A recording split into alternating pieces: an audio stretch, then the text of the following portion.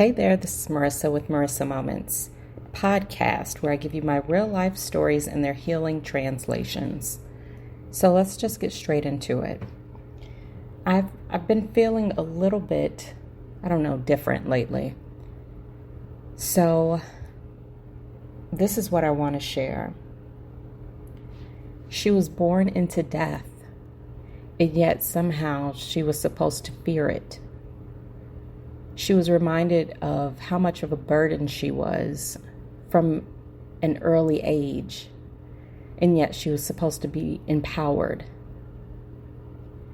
She was gaslit by those that were her Bible verse.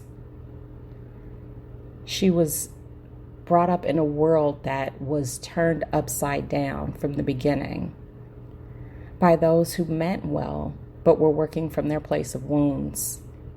They couldn't see beyond themselves because they had been so hurt and so wounded that all they knew how to do was project it onto her. She absorbed those wounds. She thought it was her fault.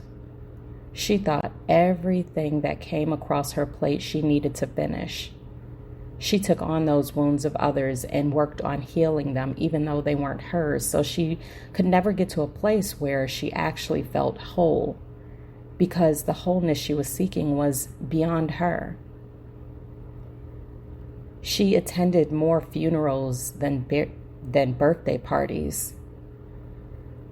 She visited more wakes than receptions. This was her world.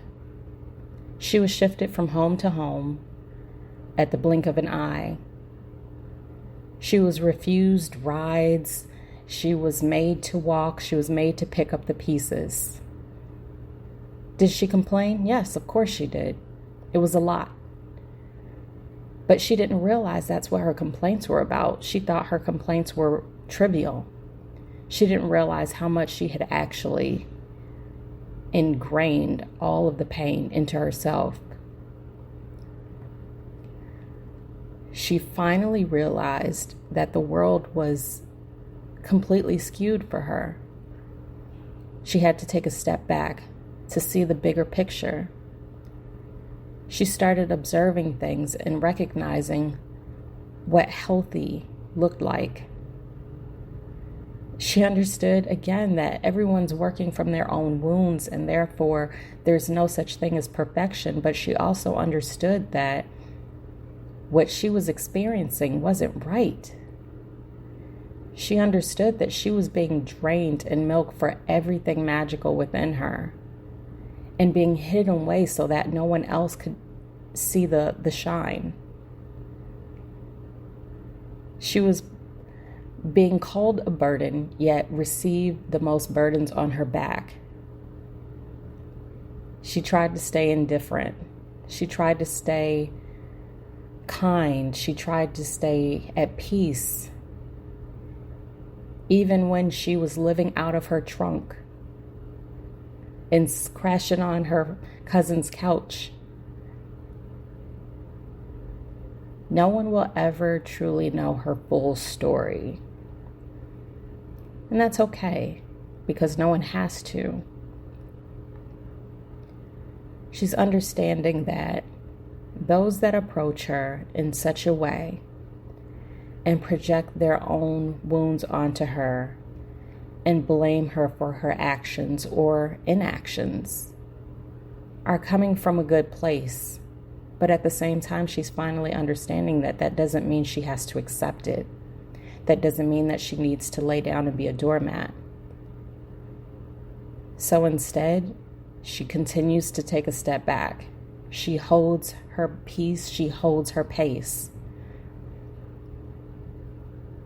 And eventually, she will be able to step forward, but not necessarily in the same direction from which she came, but into a new place in space where she understands that there is a balance.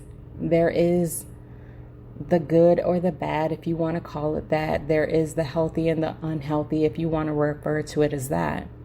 But at the end of the day, she's finally learning to strip away all the things that she's been told, and she's finally embracing all that's already within. She may not have ever been meant to be here, but she is here. And just that survival from the gate is proof positive of what she's capable of. And now it's time for her to finally wake up.